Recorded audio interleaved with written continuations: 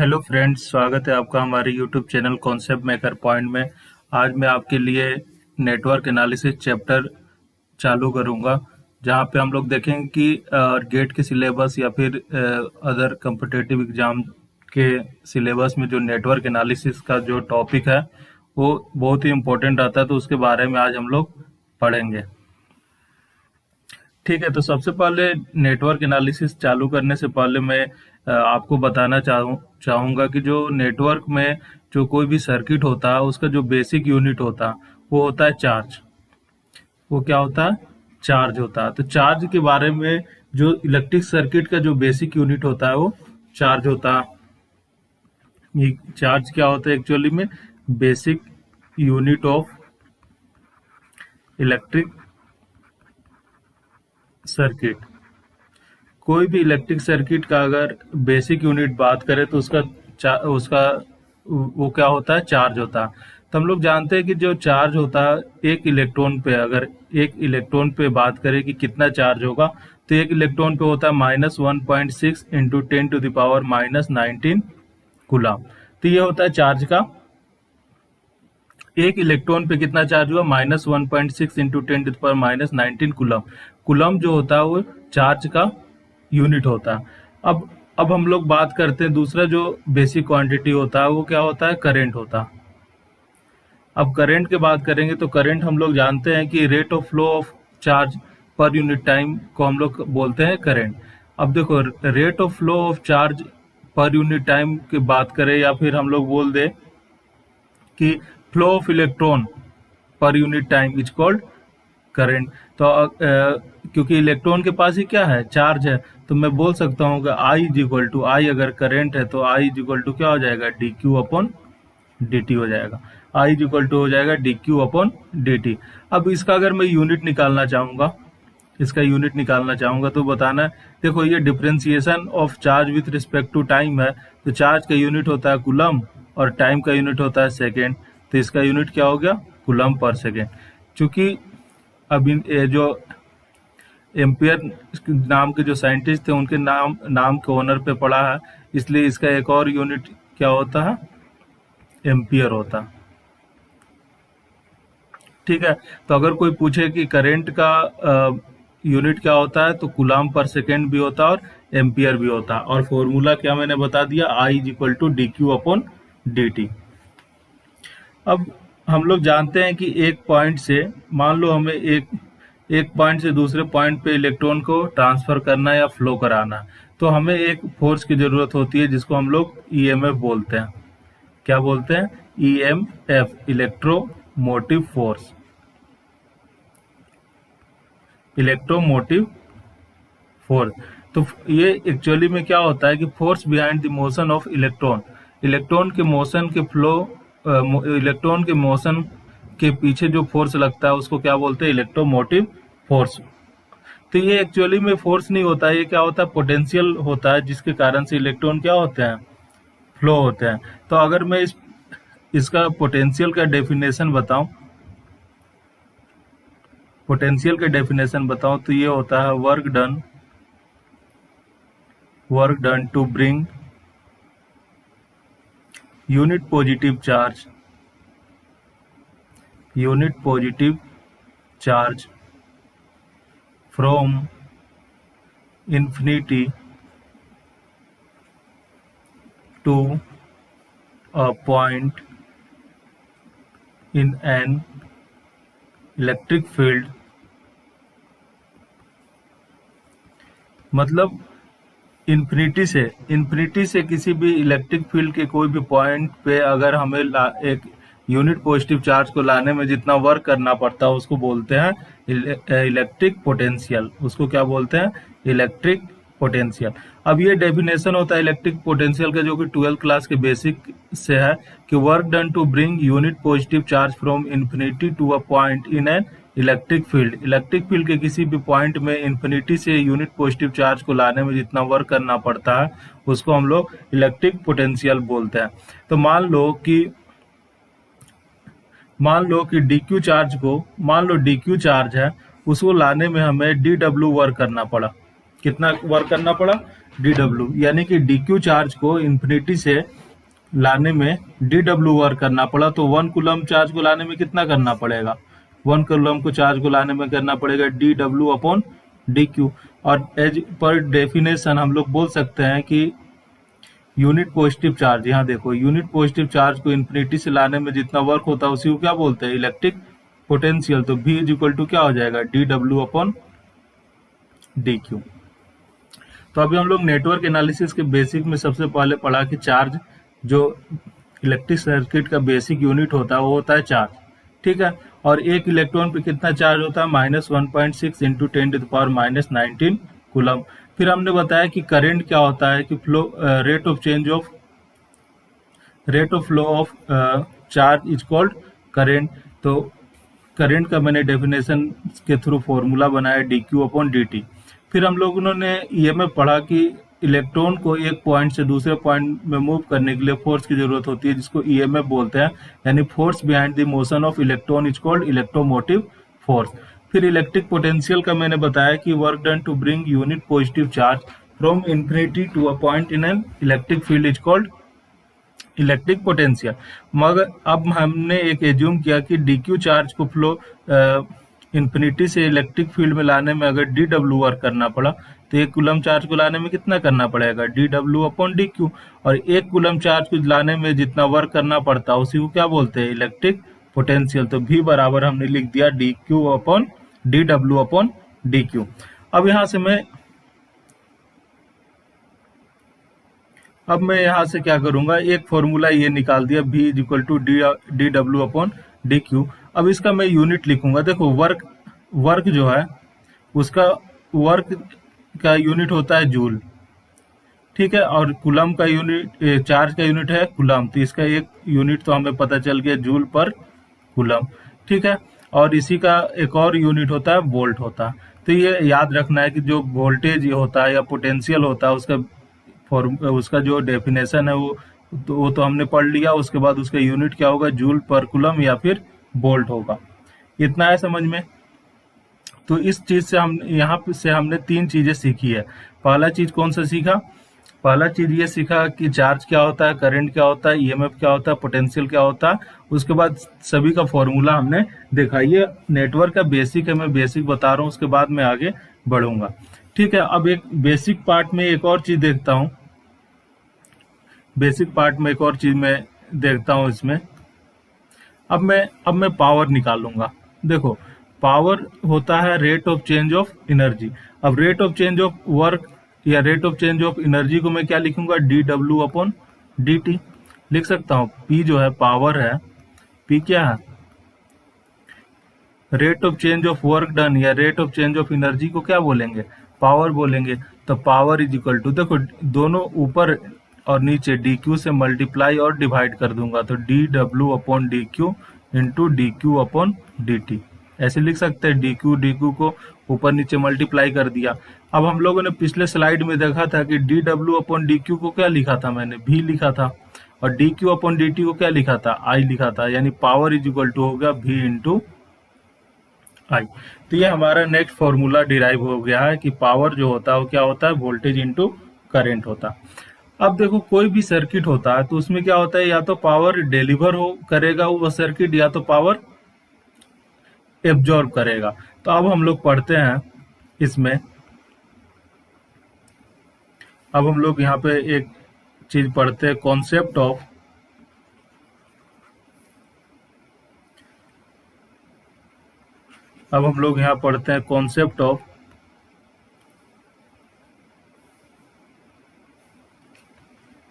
Concepts of power deliver and absorb. अब concept of power deliver and power absorb की बातें हम लोग करेंगे। तो देखो सबसे पहले मैं एक सर्किट बनाता हूं सिंपल सा आपको बताने के लिए। ये जैसे वोल्टेज भी है, ये सेल है, उसके पॉजिटिव टर्मिनल से ये करंट आई निकल रहा। तो ये देखो ये एक सेल हमने लिया, उसके पॉजिटिव टर्मिनल से करंट आई निकल रहा। दूसरे में एक और सेल लेता हूँ,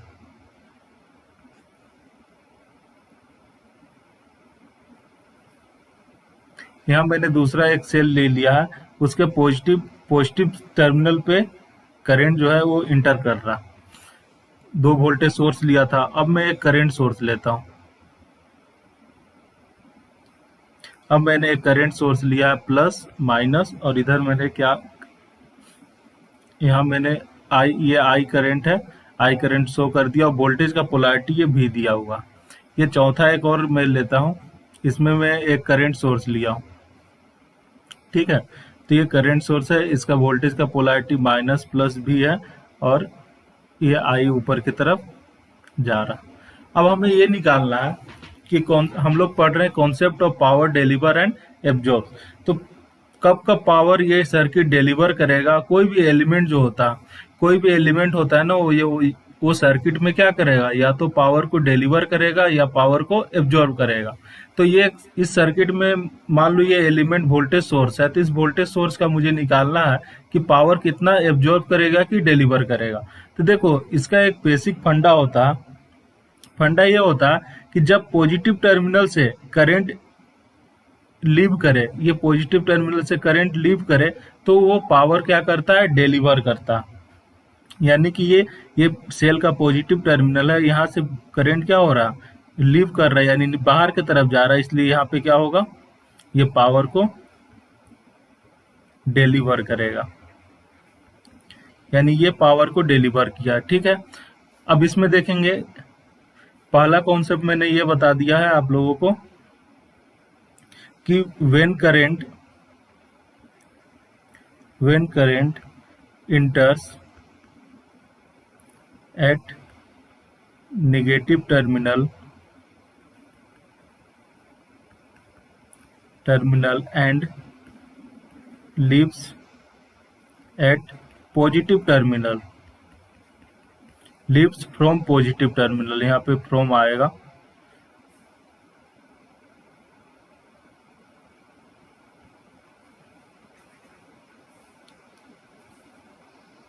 leaves from positive terminal,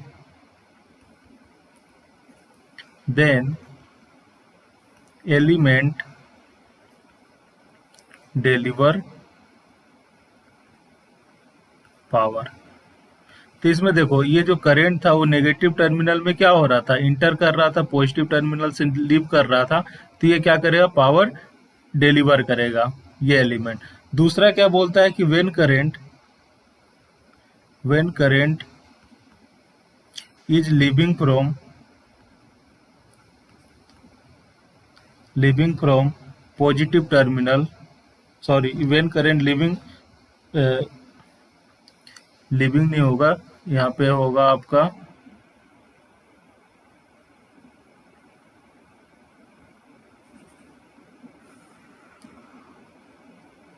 ठीक है। अब मैं इसके में दूसरा पॉइंट क्या था, when current enters at positive terminal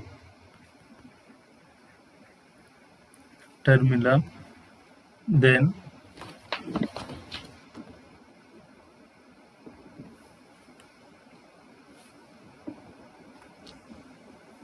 when current enters at positive terminal, then element will absorb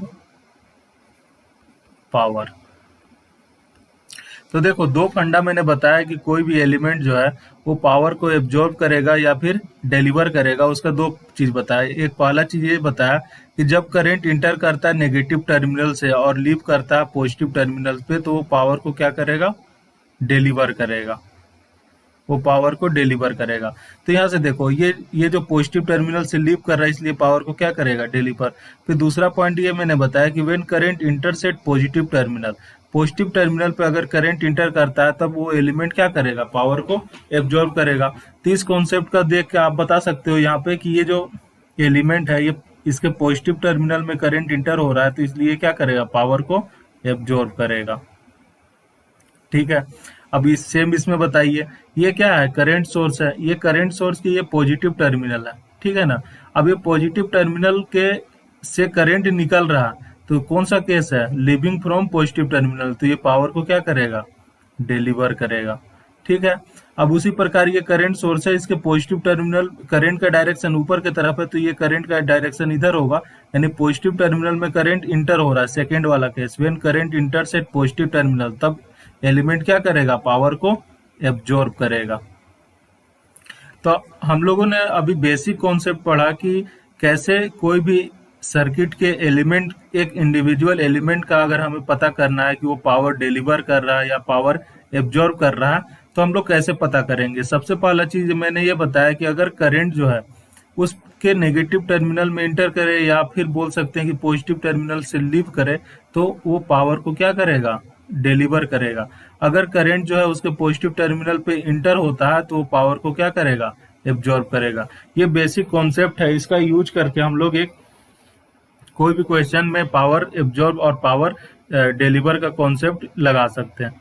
अब मैं एक क्वेश्चन लेता हूं आपके लिए, क्वेश्चन का एक सर्किट बनाता हूं, आप एक सर्किट को देखना कैसे, क्या है सर्किट, माइनस प्लस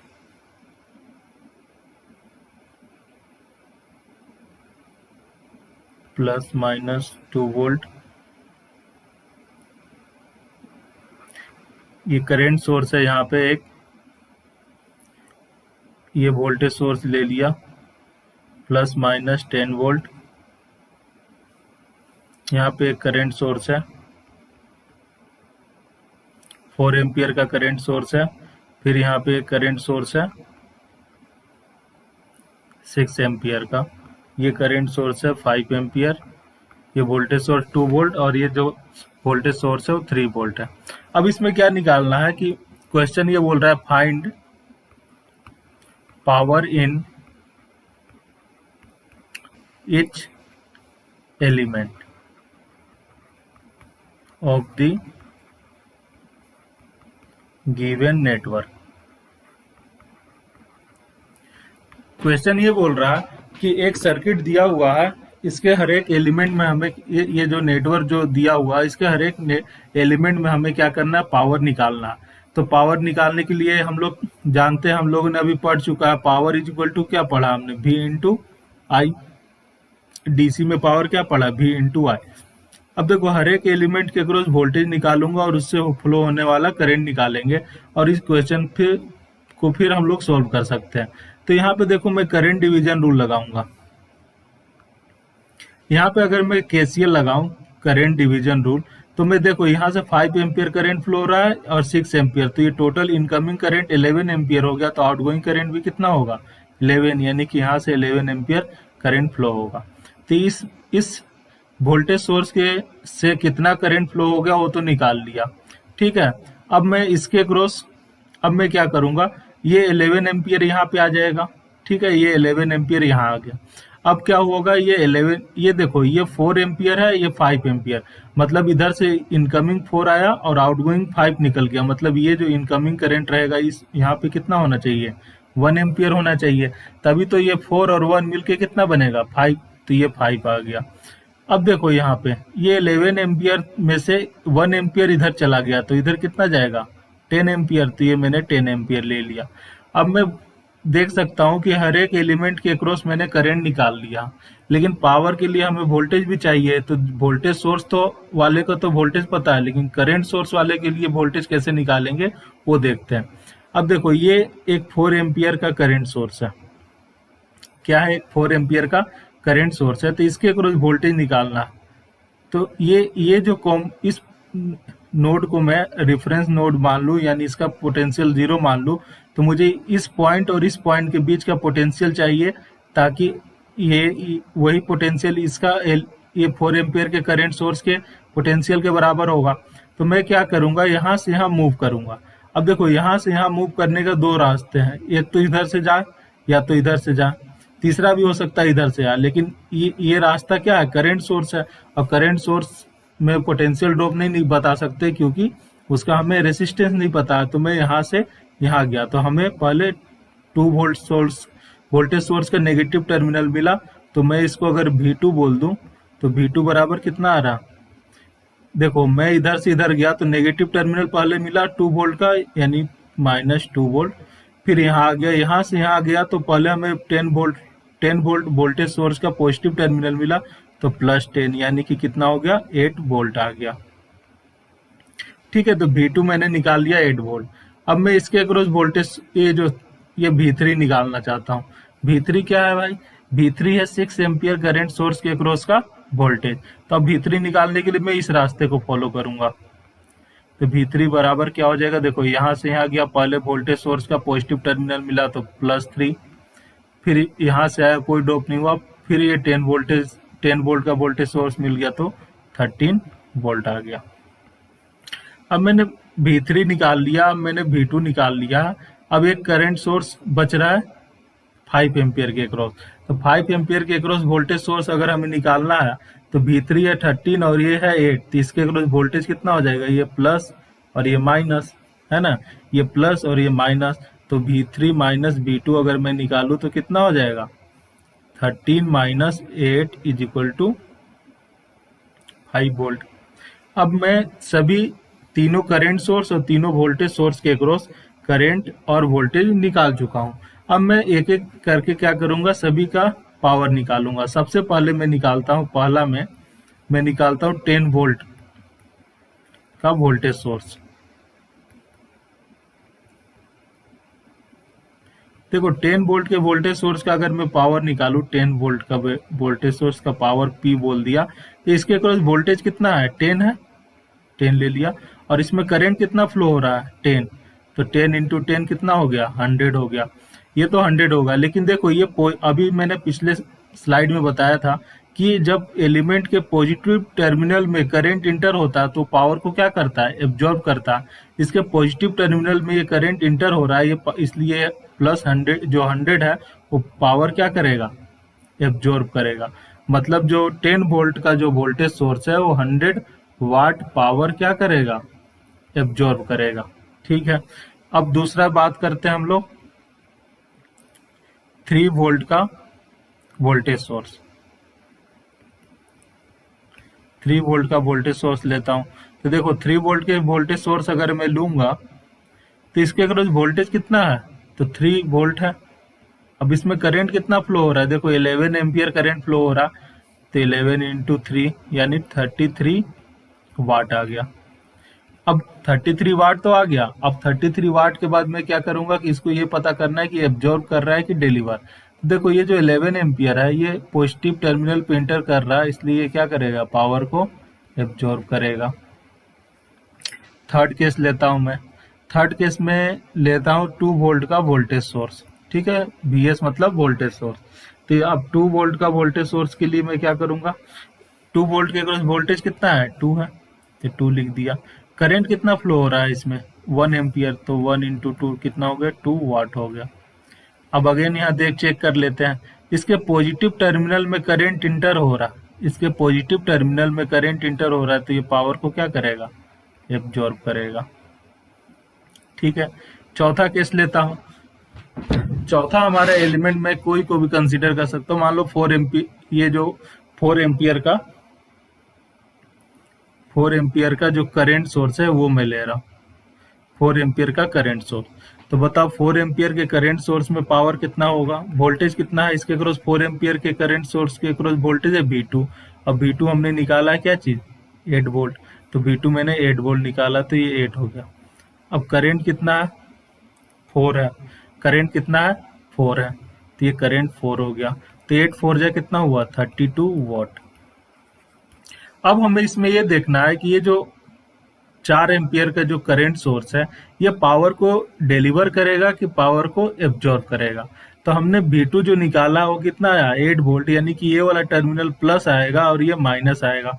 तो मैं बोल सकता हूँ कि ये जो 4 एम्पियर माइनस नेगेटिव टर्मिनल में इंटर हो रहा है, पॉजिटिव टर्मिनल से निकल रहा, तो ये पावर को क्या करेगा, डिलीवर करेगा, पावर को क्या करेगा, डिलीवर। अब मैं पांचवा केस लेता हूँ, 6 एम्पियर का करंट सोर्स। 6 एम्पियर का करंट सोर्स के क्रॉस में पावर निकालूं तो वोल्टेज कितना है 6 एम्पियर के क्रॉस, V3 है, और V3 का वैल्यू कितना आया, 13, तो 13 इंटू, और करंट कितना फ्लो हो रहा है 6, तो 13 इंटू 6 कितना होता है, 78 वॉट। अब अगेन ये भी पावर को क्या करेगा, डिलीवर, क्योंकि V3 क्या आया, पॉजिटिव, तो ये प्लस है, ये माइनस है, पॉजिटिव टर्मिनल से करंट निकल रहा है, तो ये क्या करेगा, पावर को डिलीवर करेगा। छठा हमने लिया है 5 एम्पियर का करंट सोर्स। 5 एम्पियर का करंट सोर्स लिया। 5 एम्पियर के करंट सोर्स में मैं अगर पावर निकालूं तो देखो, पावर 5 एम्पियर के करंट सोर्स में पावर निकालने के लिए हमें वोल्टेज इंटू करंट करना पड़ेगा। तो वोल्टेज इसके क्रॉस कितना निकाला हमने, V3 निकाला है कितना 13 और V2 निकाला है 8। तो इसके क्रॉस ड्रॉ मतलब डिफरेंस कितना होगा, V3 माइनस V2 का होगा, यानी कि 13 माइनस 8 कितना हो गया, 5 हो गया। और इसमें करंट कितना फ्लो हो रहा है, 5, यानी कि 25 वाट जो होगा ये क्या होगा। अब यहाँ पर भी देखो पॉजिटिव टर्मिनल, क्योंकि V3 is greater than V2, V3 13 है और V2 8 है, यानी कि V3 ज़्यादा है, तो ये हायर पोटेंशियल पे होगा, तो ये क्या करेगा, पावर को डिलीवर करेगा। तो हम लोगों ने इस नेटवर्क में 6 एलिमेंट दिए हुए थे, 6 वोल्टेज सोर्स था और 6 करंट सोर्स था। तो हमने क्या किया, सभी एलिमेंट के अक्रॉस करंट और वोल्टेज निकाल लिया और पावर का फॉर्मूला V इंटू आई से हर एक एलिमेंट में वोल्टेज और करंट से पावर निकाल लिया। लेकिन पावर दो चीजें में होती, या तो वो एलिमेंट पावर को डिलीवर कर सकता है, या तो वो पावर को क्या करेगा, एब्जॉर्ब करेगा। तो हमने देखा कि पॉजिटिव टर्मिनल से अगर करंट लीव हो रहा है तो पावर को डिलीवर कर रहा है, और पोटेंशियल के पॉजिटिव टर्मिनल में इंटर कर रहा है तो पावर को एब्जॉर्ब कर रहा है। अब मैं एक चीज और यहाँ बताना चाहता हूँ, मैं टोटल पावर एब्जॉर्ब निकालना चाहता हूँ, किस नेटवर्क में कितने पावर एब्जॉर्ब हुए। तो देखो कौन कौन एब्जॉर्ब कौन किया था, ये 100 वाट प्लस ये 33 वाट, ये 33 प्लस ये 2 वाट, तो टोटल कितना हो गया, 135 वाट जो है पावर जो हुआ एब्जॉर्ब हुआ। अब मैं पावर डिलीवर निकालना चाहता हूँ, पावर डिलीवर। तो देखो पावर डिलीवर ये 32 प्लस ये 78 प्लस 25, 8 2 10 5 15 के 5 9 3 12 1 13, मतलब जो पावर डिलीवर आया वो कितना आया, 135 वाट, और पावर एब्जॉर्ब भी कितना आया, 135। मतलब मैं बोल सकता हूँ कि जो पावर एब्जॉर्ब होता है वो पावर डिलीवर के बराबर होगा। तो आप याद रखना ये कॉन्सेप्ट कि कोई भी नेटवर्क में जितना पावर डिलीवर होगा उतना ही पावर क्या होगा, एब्जॉर्ब होगा, क्योंकि एनर्जी जो होता है वो neither be created nor be destroyed, मतलब एनर्जी को ना ही हम लोग क्रिएट कर सकते हैं ना ही डिस्ट्रॉय कर सकते हैं, बस one form to another form में ट्रांसफॉर्म कर सकते हैं। ठीक है, तो जितना पावर डिलीवर हुआ वो कहीं ना कहीं किसी भी एलिमेंट में वो एब्जॉर्ब होगा, तभी तो एनर्जी पावर इक्वेशन को बैलेंस करेगा। आया समझ में। तो आप एक चीज कॉन्सेप्ट को समझ लेना कि कोई भी सर्किट में जितना पावर जो जो एलिमेंट डिलीवर करेंगे उनका सम जो होगा पावर एब्जॉर्ब के बराबर होगा। तो ये कॉन्सेप्ट था पावर डिलीवर और पावर एब्जॉर्ब का। नेक्स्ट क्लास में हम लोग देखेंगे कि कैसे क्लासिफिकेशन ऑफ एलिमेंट्स की, कौन कौन से एलिमेंट होते हैं उनका क्या क्लासिफिकेशन होता है।